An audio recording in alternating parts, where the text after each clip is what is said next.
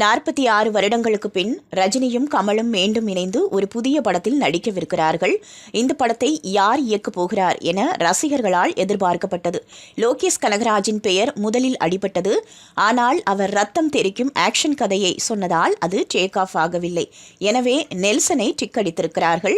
சினிமாவில் நடிக்க வந்த புதிதில் ரஜினி, கமல் இருவருமே தொடர்ந்து பல படங்களில் ஒன்றாக இணைந்து நடித்தார்கள். ஒரு கட்டத்தில் தனித்தனியாக நடிக்க துவங்கினார்கள். பல வருடங்களாகவே இருவரும் சினிமா துறையில் போட்டி நடிகர்களாக வலம் வந்தார்கள். அதே நேரம் 2 பேரும் நல்ல நண்பர்களாகவும் இருந்தார்கள். இந்த நிலையில்தான் பல வருடங்களுக்கு பின் இருவரும் மீண்டும் இணையும் காலம் தற்போது வாய்த்திருக்கிறது. இந்த படத்தின் ப்ரோமோ ஷூட் சென்னையில் நடந்தது.